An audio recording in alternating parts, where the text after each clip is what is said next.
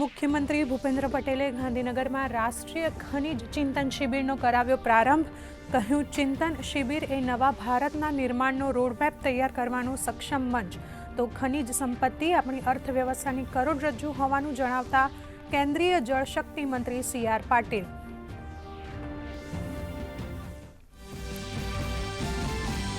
કેન્દ્રીય રમતગમત મંત્રી અને નાયબ મુખ્યમંત્રીની ઉપસ્થિતિમાં યોજાઈ સ્પોર્ટ્સ ગવર્નન્સ કોન્ક્લેવ. ભારતને વર્ષ 2047 સુધીમાં વિશ્વના ટોચના 5 સ્પોર્ટ્સ રાષ્ટ્રોમાં સામેલ કરવાનો વ્યક્ત કરાયો નિર્ધાર. ગુજરાત સહિત તમામ રાજ્યોના સ્પોર્ટ્સ અધિકારીઓ સાથે સુચારુ આયોજન મુદ્દે મંથન. પ્રધાનમંત્રી નરેન્દ્ર મોદી આવતીકાલથી ગુજરાત પ્રવાસે. PM 11 જાન્યુઆરીએ ભગવાન સોમનાથના દર્શન કરી સ્વાભિમાન પર્વમાં આપશે હાજરી. તો PM એક રોડ શો અને શૌર્ય યાત્રામાં પણ જોડાશે. સાથે જ વિશાળ જનસભાને પણ કરશે સંબોધન.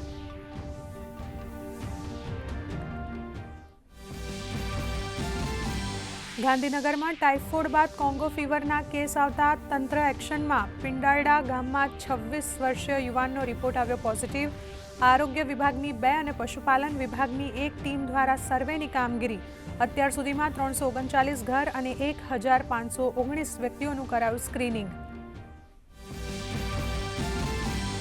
રાજકોટમાં અનુભવાતા ભૂકંપના આંચકા અંગે ઇન્સ્ટિટ્યૂટ ઓફ સિસ્મોલોજીના ડિરેક્ટરનું સ્પષ્ટીકરણ. કહ્યું, આવા આંચકાને જીઓલોજીકલ ટર્મમાં કહેવાય છે સ્ટ્રોમ એક્ટિવિટી.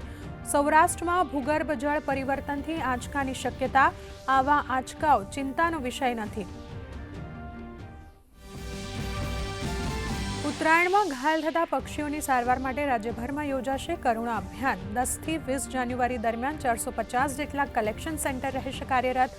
સવારે અને સાંજે પતંગ ના ચગાવવા પર્યાવરણ મંત્રીની અપીલ. તો ઉત્તરાયણ પર્વ પર ઇમરજન્સી કેસોમાં વધારો થવાના અનુમાન સાથે 108 ઇમરજન્સી સેવાઓ સજ્જ.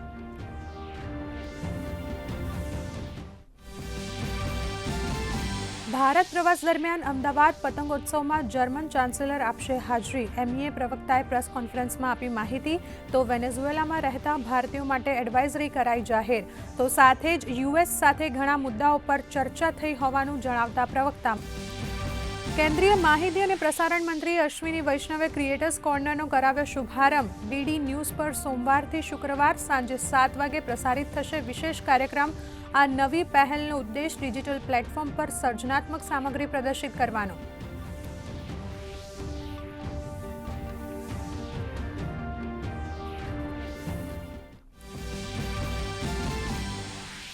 ગુજરાતમાં હાડ થીજવતી ઠંડી.